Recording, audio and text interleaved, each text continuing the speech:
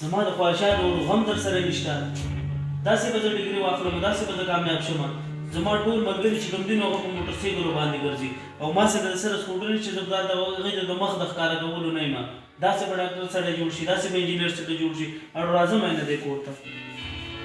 او دا چمپلې خو مې هم د پلار واچولې. که زه اوس واپس شم دا پلار به مې وایي چې دا زوی مې کور نه شي پرېښودی. هم په دښته کې ځم.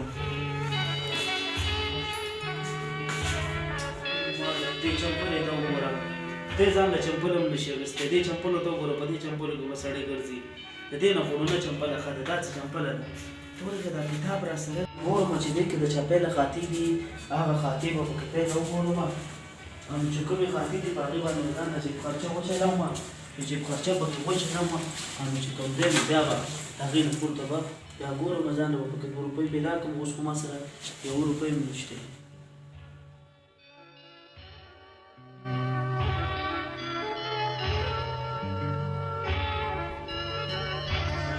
Gulruskhana, طبیعت ښه دی؟ شکر الحمدلله. ته شکر دی. ګلرخسخانه ما وایي ما یو 15,000 روپۍ به راله رانه کړي. هغه زوی مې انجینر جوړېږي او هغه ته د لیپټاپ ضرورت دی، نو ما یې که تا له 15,000 روپۍ راکړي. انشاءالله ته بالکل بالکل ستا زوی الله کامیاب کړي. زما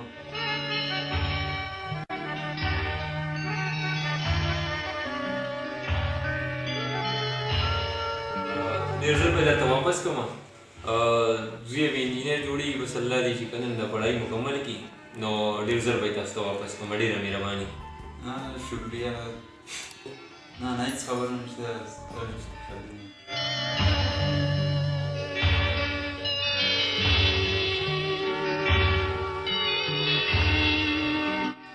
یا لکه دا پلار د بچوی دپاره څه څنګه کوي او موږ سره یې غم نشته. پلار زما دپاره قرضونه اخیستي دي، زما دپاره یې په ځان باندې ملازې خېجولي دي او زه په دې کې هم نه یم خوشحاله.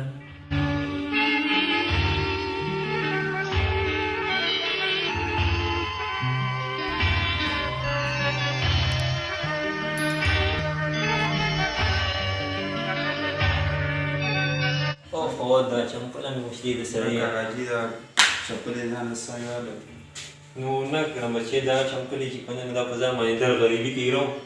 انشاءالله زوی به مې انجینر جوړ شي نو ښه وخت به راباندې راشي. ښه وخت به راباندې راشي په ځان باندې ستغې سپورې تېرو بچې چې که نه نو زوی به مې انجینر جوړ شي نو دا خواري به هم وځي. ښه الله دې کامیاب کړي. بچې ما وی ما یو سکوټر را سره ولاړ دی، ما وی چې دا به خرڅ کړو. هغه زوی له به مې موټرسایکل والو هغه کالج ته ځي راځي نو د سکوټر ضرورت دی، ورته قرضونه مرضونه مې کړ دي. نو زه چې دا خپل سکوټر به خرڅ کړو هغه پیسې به شي نو نوی سکوټر به هغه له والو نو دغه دا مسله به حل شي. او که نه کاکاجي سبا مېله ده، سبا ورشو راوړو.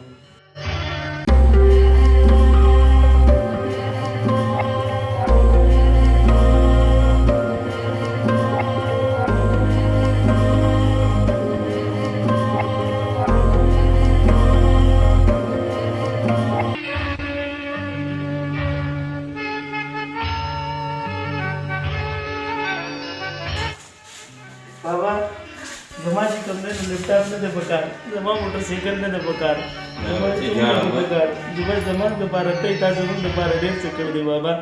دا زموږ دپاره هر څه دي. زه بیا موټرسایکل لیپټاپ نه غواړم. ما ته ستا غریبي معلومه نه وه بابا. ته خو زموږ دپاره ډېر څه کوې او ستا ځان له بابا چمپلې واله بابا، دا چمپلې ځان له واله او بس موږ معاف کړه بابا. موږ ته پته نه وه بابا.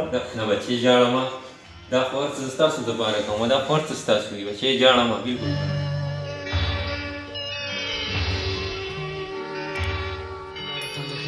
السلام علیکم ملګرو، امید لرم چې ټول په ټیک ټاک او د ژوند په موضوع به ښه وي. کتونکو څنګه چې زموږ دا پروګرام تاسو شانته وکړو نو دا مطلب یو حقیقت وګڼئ.